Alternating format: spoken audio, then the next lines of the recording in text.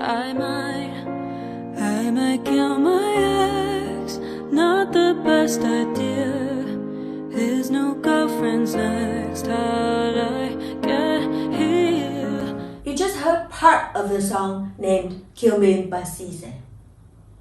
The song was introduced to me in one of my lessons at school. When I first listened to the song, I was scared and surprised. Isn't the song about depression or being lost? My students and I talked about many subjects in life, and one of the concepts was also mentioned was happiness. Everybody is after happiness, and so am I. 3 months ago, a 12th grader boy came to ask me to define happiness for him. It was difficult then. It struck me that I should look for the meaning of happiness, and I did a lot of researches. During my research, I ran across a concept of well-being. Many people misunderstand the concept well-being and happiness. Well-being covers happiness, but happiness is not well-being. The definition of well-being is the state of being comfortable, healthy, or happy. Meanwhile, happiness refers to emotions and feelings, and mostly positive feelings. During my talk with my friends, my colleagues, I also realized people don't pay much attention to well-being. So I dig further into the meaning and the models of well-being. Well-being is a broad concept, and today I'm going to focus on how to support the well-being among teenagers, especially for the age from 15 to 17 years old. Let's look at PERMA model.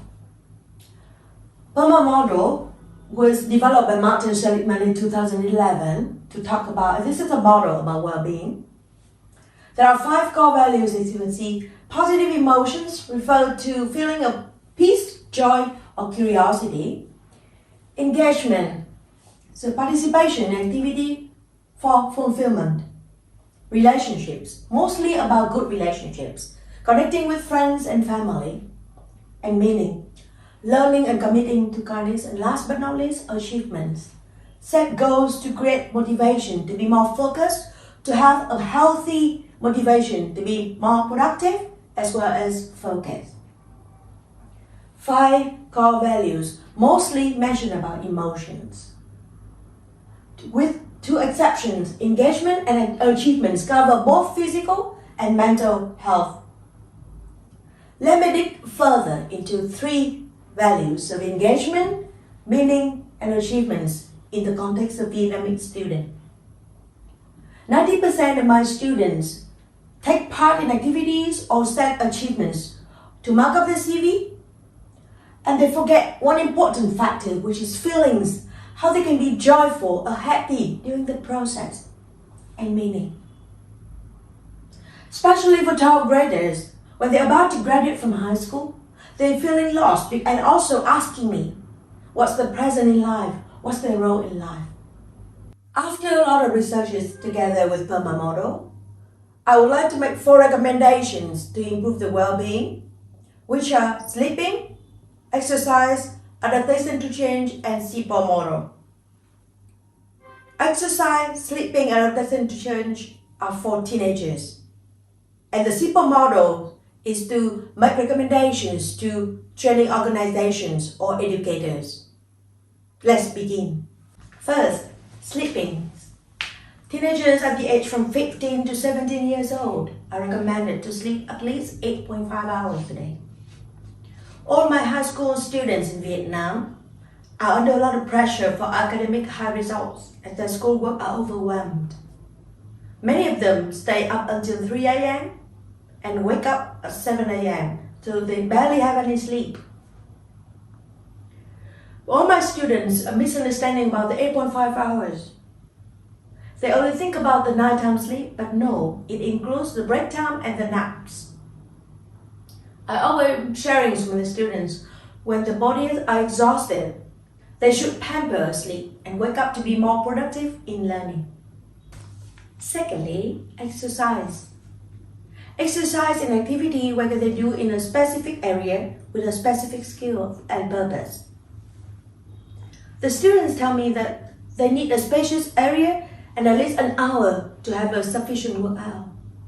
That's a wrong belief. I usually tell my students that if they spend 20 or 30 minutes a day to do exercise, that's good enough to cope with that. During my teaching sessions, for the first 5 to 10 minutes, I would guide them to do right breathing technique because there's a fun fact. Breathing is an exercise, ladies and gentlemen.